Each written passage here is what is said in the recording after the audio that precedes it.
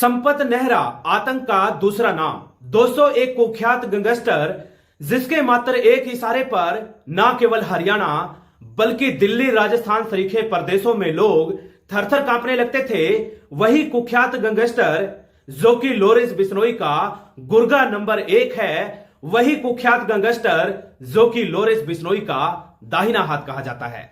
नमस्कार दोस्तों, मैं सुशील कश्यप हरियाणा और आज बात कुख्यात गैंगस्टर संपत नेहरा की।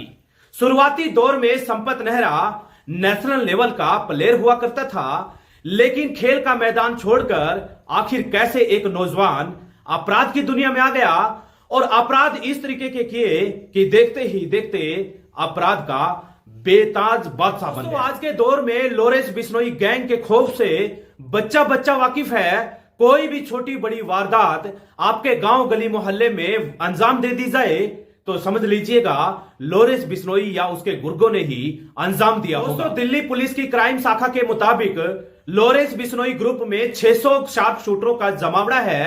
वही शार्प शूटर जो कि लॉरेंस बिश्नोई का इशारा मिलते ही किसी को भी इस दुनिया से चलता कर देंगे। कुख्यात गैंगस्टर संपत नेहरा की कहानी हम आपको सुना रहे हैं। ये वही कुख्यात गैंगस्टर है जिसको लॉरेंस बिश्नोई ने सलमान खान को जान से मारने का जिम्मा सौंपा था।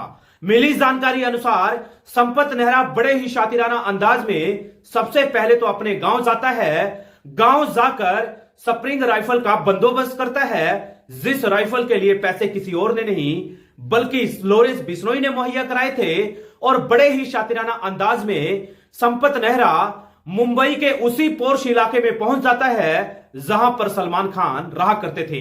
संपत नेहरा ने न केवल सलमान खान की रेकी करी बल्कि सलमान खान की जिंदगी से जुड़े हुई तमाम जानकारियां इकट्ठा करना शुरू कर दिया था। जैसे कि सलमान खान कब घर जाते हैं, कितने लोग उनके साथ होते हैं, कितने उनके साथ सुरक्षा कर्मी चलते हैं, छोटी छोटी जानकारियां संपत नेहरा ने जुटानी शुरू कर दी।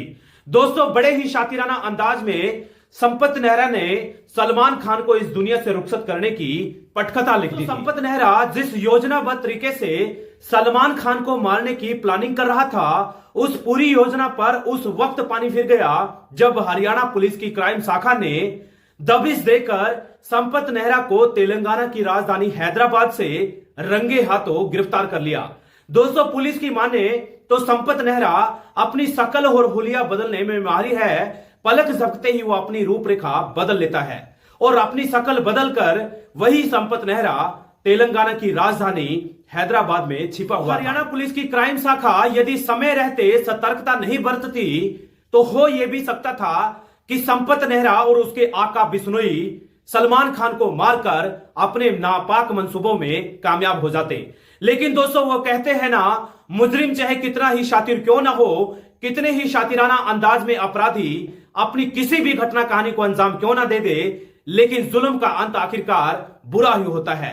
आखिरकार मुजरिम को कानून की जकड़ में आना ही पड़ता है, क्योंकि कानून के जो हाथ होते हैं वो बहुत ज्यादा बड़े होते हैं।